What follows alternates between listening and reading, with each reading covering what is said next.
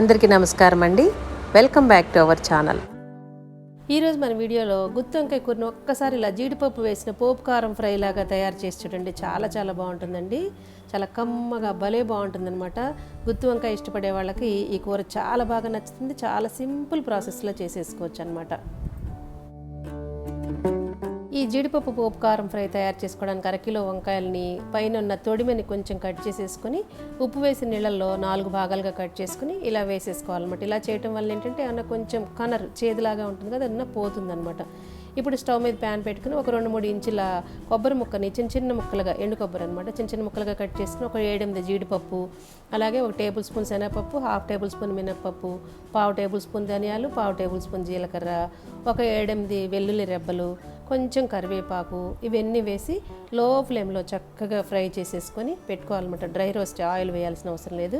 ఇదంతా బాగా చల్లారిపోయిన తర్వాత ఇప్పుడు కొంచెం ఒక 2-3 రెబ్బల చింతపండు, టేస్ట్కి ఈ కూర మొత్తానికి సరిపడా, టేస్ట్కి సరిపడా ఉప్పు, కారం, కొంచెం బెల్లం కూడా వేస్తే చాలా చాలా బాగుంటుంది. కమ్మదనం వస్తుంది అనమాట ఈ కూరకి. ఇవన్నీ వేసేసి కొంచెం కోర్స్గా, మరీ మెత్తగా కాకుండా కొంచెం ఇలా బరకగా గ్రైండ్ చేసుకుంటే సరిపోతుంది. ఇలా గ్రైండ్ చేసుకున్న ఈ పొడిని రెడీగా పెట్టేసుకొని ఇప్పుడు మనం సెకండ్ ప్రాసెస్లో స్టవ్ మీద ప్యాన్ పెట్టుకుని ఆయిల్ వేసుకోవాలి. వంకాయ కూరకి కొంచెం ఆయిల్ ఎక్కువే పడుతుంది కదా. ఆయిల్ వేసుకుని అది హీట్ అవుతూ ఉండగా మనం ఈ గ్రైండ్ చేసి పెట్టుకున్న ఈ పొడి అంతా కూడా మనం కట్ చేసి పెట్టుకున్న ఈ వంకాయల్లోకి బాగా ఇలాగా ఫిల్ చేసేసుకోవాలన్నమాట. ఇలాగ 2 వైపులా ఫిల్ చేసేసుకుంటే మనకి చక్కగా వేగేటప్పుడు మొత్తం ఆ కూరకి ఆ పౌడర్ అంతా కూడా కూరకు పట్టి మంచి టేస్ట్ వస్తుందన్నమాట. ఇలా మొత్తం అంతా నింపేసుకుని రెడీగా పెట్టేసుకున్న తర్వాత ఈ నూనె వేడైంది కదా, మన స్టవ్ మీద పెట్టుకున్న ఆయిల్ వేడైన తర్వాత కొంచెం ఆవాలు, మినపప్పు, జీలకర్ర, కొంచెం కరివేపాకు, కొంచెం ఇంగువ, మీకు ఇష్టమైతే ఇంగువ వేసుకోవచ్చు, లేదంటే లేదు. నేను ఇక్కడ ఉల్లిపాయ వేయటం లేదండి.